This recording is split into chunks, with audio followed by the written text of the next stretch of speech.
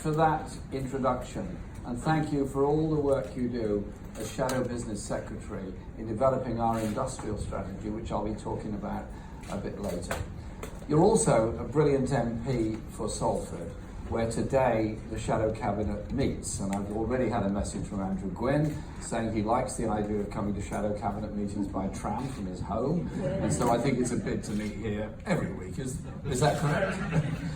And at the Shadow Cabinet meeting, which we're holding later on today, we'll be finalising our plans to stop the disaster of no deal ahead of the return to Parliament tomorrow.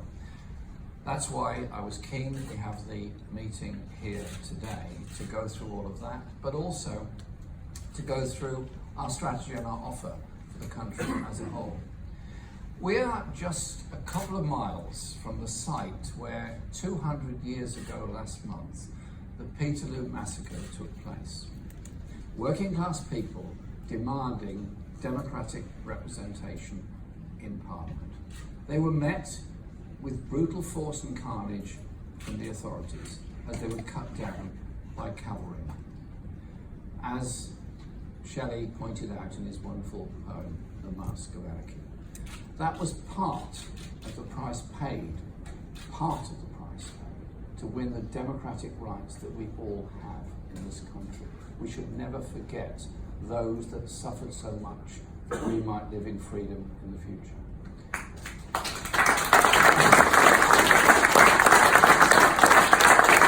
Like all progressive change, democracy was won from below. It wasn't handed down from above. So when a Prime Minister who hasn't won an election and who doesn't have a majority decrees that Parliament will be shut down because he knows his plan for a disastrous no deal doesn't have the votes, we say this is an attack on democracy which will be resisted. That was the message given loud and clear at protests all around the country at the weekend. I joined a large demonstration in Glasgow's George Square, and Labour MPs were on protests in many, many other cities all across the country. The people will not allow a phony populist cabal in Downing Street, in hoc to the vested interests of the richest, to deny them their democratic voice. And now the government is threatening to just ignore legislation it doesn't like. That is how the elite operates. The rules they set for everyone else only apply to them when it suits them. Labour will never try to silence Parliament, but we don't believe democracy stops there. We want to expand democracy, not restrict it. Democracy is how people won the right to education, the right to healthcare, decent housing, and in the post-war Labour government, the welfare state. Labour will push democracy further into the workplace, into the economy, to give people more control over their lives. Today, I want to talk about how Labour will bring about a democratic transformation of our economy that will breathe new life into every nation and region of our country. But first, we face the threat of no deal, which would decimate industry and destroy people's jobs in those very same regions. Johnson and his right-wing cabinet don't care about the economic cost. They and their wealthy donors, they won't be the ones paying it. The price will be paid by working people in places like Salford and all around the country. The battle to stop no deal isn't a struggle between those who want to leave the EU and those who want continued membership, as Becky just said. It's a battle of the many against the few, who are hijacking the referendum result to shift even more power and wealth towards those at the top. As has become ever clearer, a no-deal Brexit is really a Trump deal Brexit, leading to a one-sided United States trade deal that will put us at the mercy of Donald Trump and the biggest American corporations. The pally enthusiasm of the US President and Britain's new Prime Minister only serves to underline that. In Boris Johnson, Trump has found a compliant British leader who will dance to his tune. Unless we stop Johnson's Tory government now, it's a headlong rush into the arms of Donald Trump. I am not prepared to stand by and allow our public services and protections to be handed over to US big business. There can be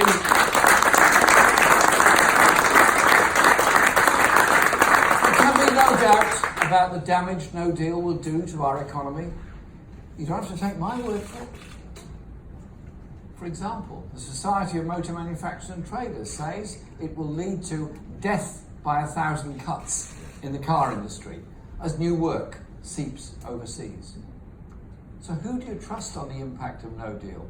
The car manufacturers themselves or Boris Johnson and the Tories?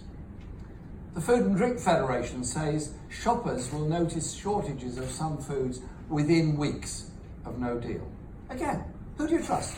Those who know the food industry inside out or Boris Johnson and the Tories? And last time I looked, Boris Johnson had never worked in a supermarket. The TUC says no deal will threaten people's hard-won rights at work. So who do you trust? The TUC, an organisation founded in Manchester that exists to look out for workers, or Boris Johnson and the Tories? The impact will be especially hard on areas like the West Midlands, where so much of our car production is based. It's an industry that depends on no tariffs or friction at the border. Jaguar Land Rover, for example, can only prepare for days of disruption because the company uses 25 million separate parts every day. 10,000 people are employed in car production in Solihull, 9,000 in Coventry, 8,000 in Birmingham.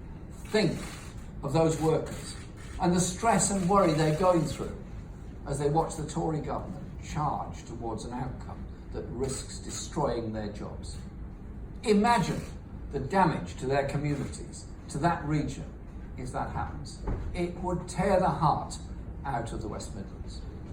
The government can't claim to be building a Midlands engine and then follow a policy that trashes the car industry. Or think of Yorkshire and the Humber, where 10,000 people are employed in the steel industry. No deal would be a hammer blow to them, placing trade restrictions on virtually all steel companies' export markets and opening us up to cheap, protected US steel imports that would be the death knell for the UK steel industry. No deal equals no steel. Or look to the east of England, the region where the largest agricultural sector, employing more than 30,000 people. That sector is in serious difficulty if no deal goes through. The National Farmers Union says it would be catastrophic for British agriculture. Of course, the threat of no deal comes on top of the damage already done to industry by 9 years of Conservative government. Remember George Osborne's March of the Makers? It's easily forgotten, so don't worry if you're committed into it. Or recall the time Conservative ministers suddenly started talking about an industrial strategy. They were hollow words. There are now 15,000 fewer people working in manufacturing industry than there were when the government set up the Department for Industrial Strategy 3 years ago. That is some achievement. And over the last decade, almost 500,000 manufacturing jobs have been lost, hitting regions like the North West and the Midlands very hard. The Tories always put first those who lend and speculate over those who actually make things. That's why it's the billionaire hedge funders who bankroll Boris Johnson and his party who are calling the shots. While their wealth balloons, manufacturing workers are losing out on £55 per week under the Tories. Those workers are now £3,000 a year worse off than it would otherwise have been due to falling wages growth over the past 9 years. That's the Conservative record on manufacturing. Fewer people employed and stagnating pay. And with the lenders and the speculators in charge, wealth, power and opportunity aren't shared evenly across the country. They're concentrated around our capital. We have the worst regional inequality in Europe. Take spending on transport. It's currently £1,023 per head in London, compared to just £422 in the north. If it was allocated evenly across the country, the East Midlands would be getting double the amount per person it is now. None of this will be fixed by Sajid Javid when he delivers his con job pre-election spending review this week. Every recycled, hopelessly inadequate spending pledge put out by Javid, or rather by his political boss in number 10, only proves Labour's point that austerity is a political choice that has caused huge suffering and damaged our economy in the process. And if Javid's own staff can't trust him to protect them, what faith can workers across the UK have in the Chancellor of the Exchequer? Labour, in contrast, does have a serious and practical plan to get our economy working in every town, city, region and nation of our country with a record investment blitz. Our £250 billion National Transformation Fund, which John McDonnell, sitting here today, who is leading the way on, has said will be based outside of London in the north, will power a massive upgrade to our infrastructure from transport to energy to broadband. Let me just illustrate the scale of what we're proposing. Johnson, in his first days as Prime Minister, announced with great fanfare and a lot of hype a Towns Fund of £3.6 billion for capital spending on infrastructure. Our National Transformation Fund is 70 times bigger. That's the scale of investment our country needs after so many years of neglect. That's the scale of Labour's ambition. No more tinkering around the edges, and Labour will also set up a national investment bank, backed up by a network of regional development banks to provide a further £250 billion of capital for emerging businesses and for cooperatives.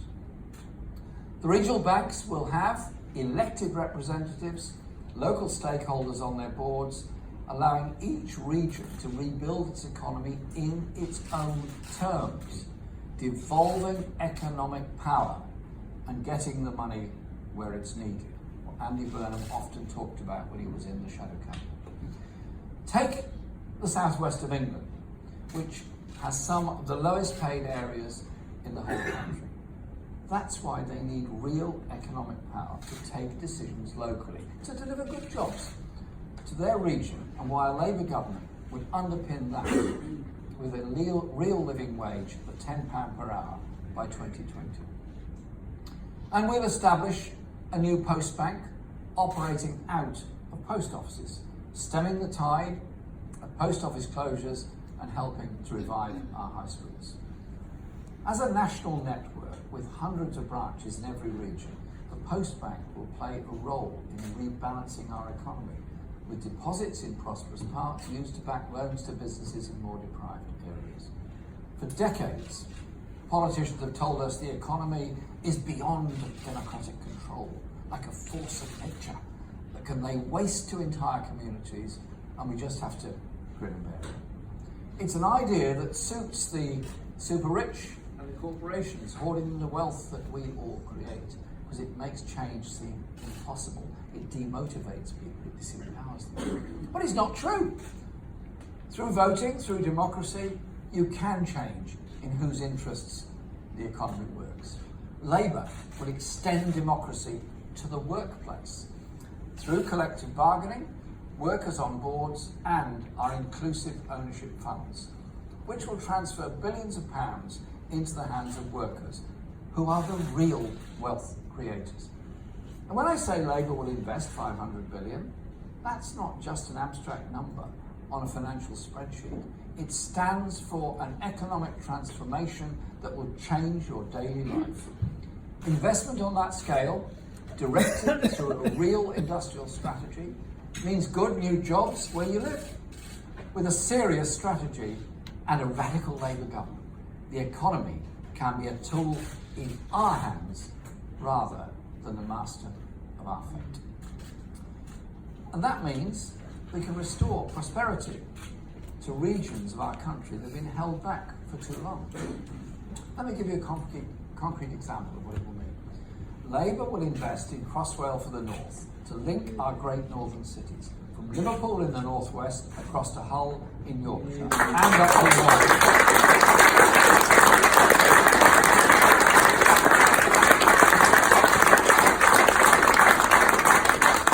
Last year, Steve Rotherham waved me off from Liverpool to catch a train to Hull on the Trans-Pennine Express, an odd name for a train that goes at that speed. The 126-mile journey takes about 3 hours.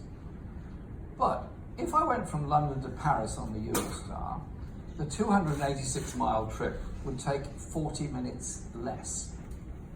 As our Shadow Transport Secretary Andy MacDonald has made clear, the government's current focus on the Leeds to Manchester route, which is actually no longer than the Central Line on London Underground, is totally inadequate. To carry on boasting about a northern powerhouse while refusing to fund proper railway infrastructure to the north is an insult. We need the full Crossrail to the north.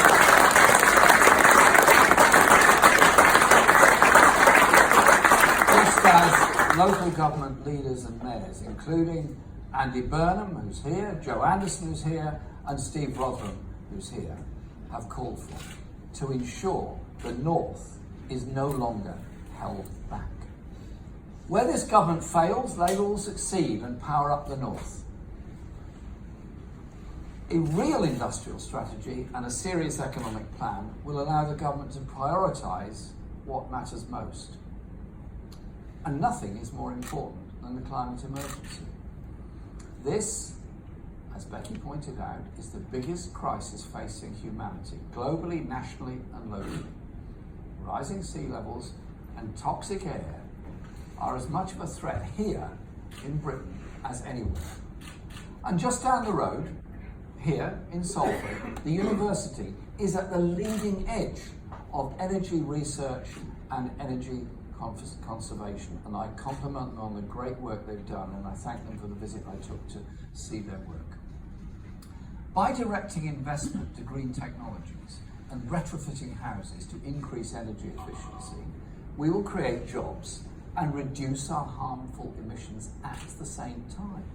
It will be a green industrial revolution. Many of those jobs will be in places that have never recovered from the destruction of industry at the hands of Thatcher's Conservatives in the 1980s. Labour's plan for a 7-fold increase in offshore wind energy will bring 12,000 good new jobs to Norfolk, 11,000 to the Humber, 10,000 to the North East. And the retrofitting of homes will create more than 8,000 jobs in the West Midlands, 4,000 in South Yorkshire, and 1,700 in Derbyshire, whilst at the same time saving people money on their energy bills. There's a creative good all round through our green industrial strategy. Good quality jobs and strong local industries contribute so much to the identity of a place. But local identity is also bound up with the services people rely on and the community facilities that bring people together. When you lose your library, lose your swimming pool, or your public spaces, your Shore Start Centre is closed, it saps the spirit from the area. You feel a sense of decline.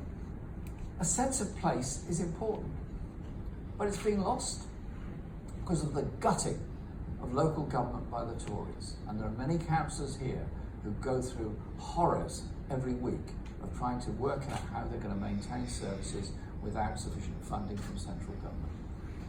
It will come as no surprise to council leaders and councillors in the audience to learn that the cuts have not been spread evenly. They've hit the poorest areas the hardest. As our Shattuck Community Secretary Andrew Gwynn has exposed, 9 out of the 10 most deprived councils in the country have seen cuts of almost 3 times the national average. Just think of that figure. 9 out of 10 seen 3 times the national average of cuts. Conservative-run Northamptonshire has already collapsed, and with more cuts on the way, more councils could follow. Only Labour will end austerity, fund local government, and invest in all of the regions of our country, revive industry and manufacturing, and restore hope and pride in our communities. So first, we must come together to stop no deal. This week could be our last chance. We are working with other parties to do everything necessary to pull our country back from the brink. Then we need a general election. When a government finds itself without a majority, the solution is not to undermine democracy. The solution is to let the people decide and call a general election. It is the people, not an unelected Prime Minister, who should determine our country's future. An election is the democratic way forward. To give the people the choice between the 2 very different directions of our country. One that will see our industries run down while the super rich get even richer from a Trump deal Brexit. Or a different path that will bring good, secure, well-paid jobs to every region through a proper industrial strategy. That will end the inequality that blights our country. And that will usher in the democratic transformation of our economy so it works for the real wealth creators, the people. And in that election, Labour will give people the chance to take back control and have the final say in a public vote with credible options on both sides, including the option to remain. It's Labour that offers hope and a plan that will bring our communities together. We won't shut down democracy and hoard power in Westminster.